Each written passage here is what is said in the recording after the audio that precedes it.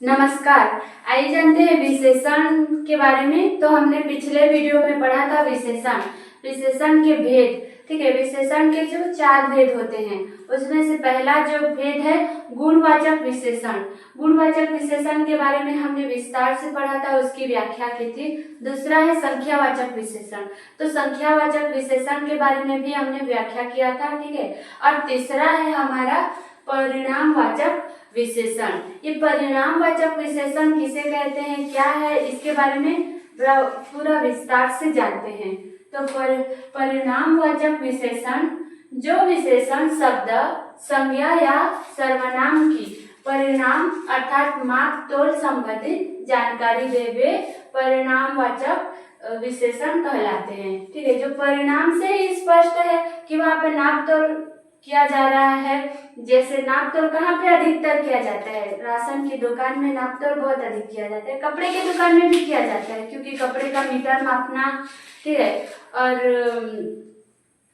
दूध लेना हो या जो भी लेना हो कहीं पे भी किया जाता है। बाकी मतलब बहुत ज्यादा जहाँ पे यूज किया जाता है वो कहाँ पे किया जाता है, हमारे राशन की दुकान में किया जाता है। तो उसके बारे में देखते हैं। परिणाम मतलब उसका क्या परिणाम आता है, कितना है, वो जानते हैं।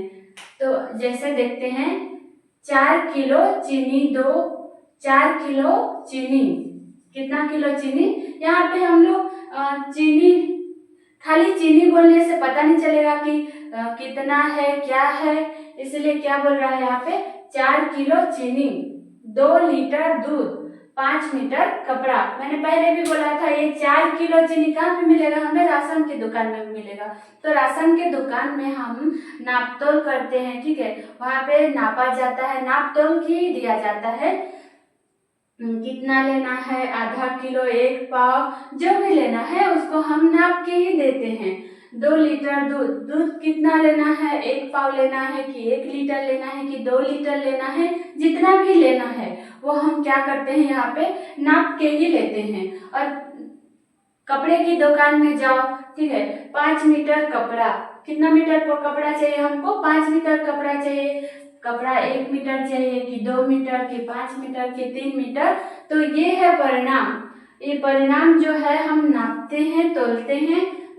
और एक बात देख लीजिए, जो विशेषण शब्द, संज्ञा या सर्वनाम की परिणाम अर्थात मापतोल, ये जो परिणाम है वो क्या है, मापतोल संबंधित जानकारी दे परिणामवाचक विशेषण कहलाते हैं। ये परिणामवाचक विशेषण में भी 2 भेद होते हैं। कितने भेद होते हैं, उसको भी हम लोग कितने भागों में बांटे हैं, 2 भागों में बांटे हैं। तो क्या क्या देखते हैं, पहला है निश्चित परिणामवाचक, दूसरा है अनिश्चित परिणामवाचक। ये निश्चित परिणामवाचक क्या होता है, कैसे होता है, वो जानते हैं। पहला है निश्चित परिणामवाचक विशेषण, जो विशेषण शब्द निश्चित माप तोल बताते हैं वे निश्चित परिणामवाचक विशेषण कहलाते हैं। जैसे मैं दुकान जा रही हूँ, राशन की दुकान में जा रही हूँ, तो वहां पे बोल रही हूँ मुझे 1 किलो चीनी चाहिए या 1 किलो आलू चाहिए, 1 किलो प्याज चाहिए। मैंने वहां पे बताया है, निश्चित बताया कि मुझे उतना चाहिए, 1 किलो चाहिए कि 2 किलो, 1 पाव, 3 पाव, जो भी चाहिए मैंने वहां पे बताया। अगर मैंने ना बताया होता तो वो किस में जाता, अनिश्चित में जाता।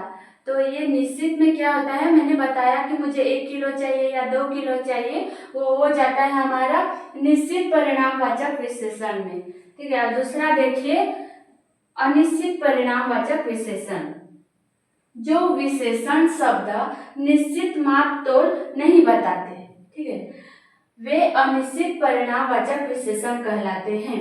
जैसे थोड़ी चीनी, कुछ खिलौने आदि।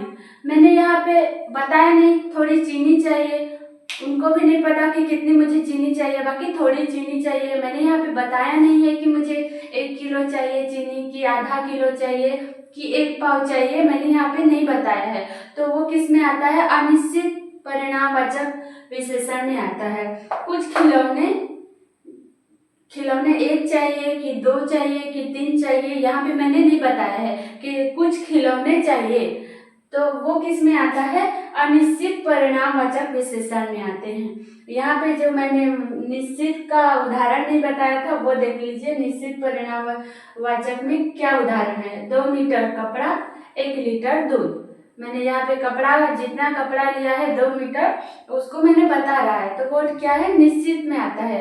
और यहाँ पे मैंने बताया नहीं, कुछ खिलौने चाहिए, कुछ चीनी चाहिए, नहीं बताया, तो वो किस में आएगा, अनिश्चित में आएगा। तो आपको समझ में आया परिणामवाचक विशेषण का मैंने परिभाषा बताया। फिर परिणामवाचक विशेषण में भी विशेषण के कितने भागों में बांटे हैं, 2 भागों में बांटा है, निश्चित परिणामवाचक विशेषण और दूसरा है अनिश्चित परिणामवाचक विशेषण। तो ये था हमारा परिणामवाचक विशेषण।